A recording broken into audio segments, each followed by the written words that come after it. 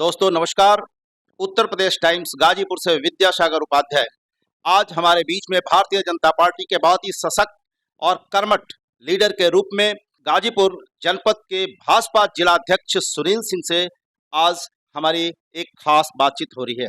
सबसे पहले हम सुनील सिंह जी से यह वार्ता के क्रम में अपनी बात को रखेंगे। हमारे दर्शक जरूर लाभान्वित और बहुत ही लालायित हैं कुछ बिंदुओं को भारतीय जनता पार्टी गाजीपुर से जानने के लिए। इस क्रम में सर आपका स्वागत है उत्तर प्रदेश टाइम्स। धन्यवाद उपाध्याय जी, और आपके इस चैनल को देख रहे सभी लोगों को मेरा सादर नमस्कार। एक सवाल है सर कि लोकसभा चुनाव लगभग मुहाने पर खड़ा है। भारतीय जनता पार्टी ने अभी तक कोई प्रत्याशी घोषित नहीं किया है, चयनित नहीं किया है। क्या वजह है सर? इसकी वजह क्या है? और क्या गाजीपुर सीट से भाजपा का कोई प्रत्याशी नहीं मिल रहा है या अंदरूनी कोई टसिल है? भारतीय जनता पार्टी कार्यकर्ता आधारित दल है और इस आधार पर भारतीय जनता पार्टी प्रारंभ से ही अपनी चुनाव लड़ते रहे।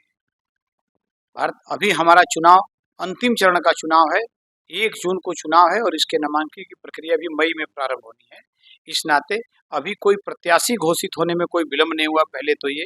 दूसरा, भारतीय जनता पार्टी में बाहरी या अंदरूनी कोई टसल या कोई विवाद की स्थिति नहीं है। भारतीय जनता पार्टी गाजीपुर पूरी तरह से लोकसभा चुनाव को लड़ने और जीतने के लिए अपनी तैयारी पूरी कर रखी है, क्योंकि भारतीय जनता पार्टी में चुनाव चिन्ह कमल का फूल ही प्रत्याशी मानता है भारतीय जनता पार्टी का कार्यकर्ता और समर्थक। उसको इस बात से कोई अंतर नहीं पड़ता है कि चुनाव लड़ने के लिए कौन व्यक्ति आ रहा है। सर इस कड़ी में दूसरा प्रश्न है कि पूर्वांचल में इंडिया गठबंधन बड़ी मजबूती से लड़ रहा है, खासतौर से सपा और कांग्रेस दोनों की व्यवस्थित सीटें पे एक मजबूती सी दिख रही है। ऐसी स्थिति में इस चुनौतीपूर्ण वातावरण को आप कैसे देख रहे हैं? पहले तो एक बात को ध्यान में रखिए कि इंडिया गठबंधन नहीं, इंडी गठबंधन है, क्योंकि व्याकरण की दृष्टि से भी इस बात को सबको ध्यान रखना चाहिए। गठबंधन भी बोले और इंडिया भी बोल रहे हैं तो अंतिम शब्द ए आता है इंडिया में। एक अर्थ ही अलायंस होता है, तो ये दोनों कैसे आप लोग बोलते हैं? ये इंडी गठबंधन है या इंडी अलायंस है कह सकते हैं।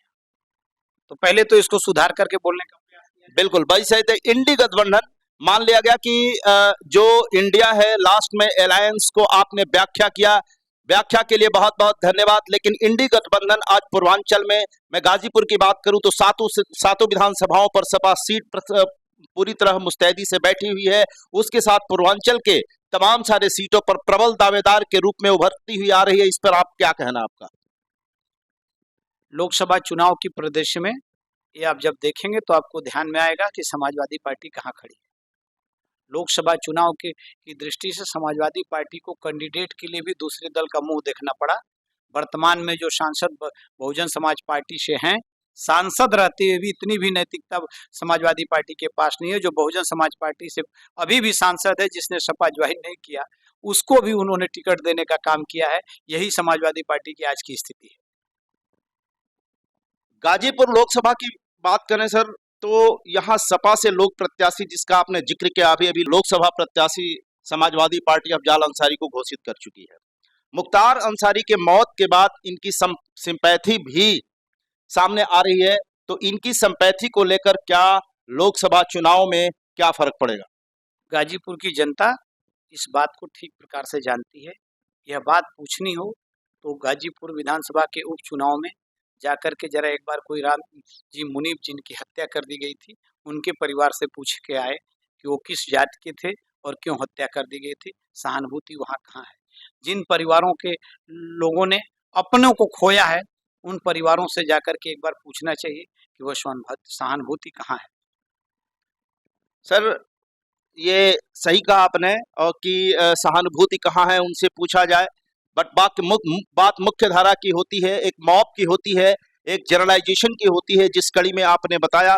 उस क्रम में मेरा दूसरा सवाल उसी से जुड़ा हुआ यह है कि आपने अभी अभी कहा कि कमल का फूल ही निशान है। यह कि टिकट पाने के क्रम में मुख्य विंग में कितने लोग हैं और वो अंदरूनी हो सकते हैं या बाहरी? भारतीय जनता पार्टी का प्रत्येक कार्यकर्ता जो भारतीय जनता पार्टी में काम करता है वो टिकट पाने का हकदार है और सक्षम भी है। इसलिए इस बात को पूछना कि कितने लोग हैं, जो भी कार्यकर्ता को टिकट मिलेगा वो मजबूती से चुनाव लड़ेगा। मैंने पहले ही बताया कि भारतीय जनता पार्टी कार्यकर्ता आधारित दल है और उस आधार पर कमल के चुनाव चिन्ह पर चुनाव लड़ती है। कोई भी प्रत्याशी आएगा उसी दमदारी से चुनाव लड़ेगा भी और जीतेगा भी। सर, आप पिछली बार के लोकसभा प्रत्याशी मनोज सिन्हा के बड़े करीबी रहे हैं और इस क्रम में पिछली बार लोकसभा चुनाव का रिजल्ट रहा है जो भी रहा हो, आज वर्तमान की स्थिति में लोकसभा चुनाव में जीत को आप किस तरीके से देखते हैं? अगर केवल पिछली लोकसभा के चुनाव की दृष्टि से ही जीत और हार को अगर मायने रखना है तो समाजवादी पार्टी को चुनाव नहीं लड़ना चाहिए। 2019 का चुनाव सपा और बसपा मिलकर के चुनाव लड़े थे और कितने वोट से जीते थे आपको पता है, और बहुजन समाज पार्टी का वोट कितना होगा ये आपको भी पता है। धन्यवाद। ये भारतीय जनता पार्टी के बड़े सशक्त जिलाध्यक्ष सुनील सिंह से हमारी बातचीत। उत्तर प्रदेश टाइम्स से बातचीत करने का आपका बहुत बहुत स्वागत और अभिनंदन।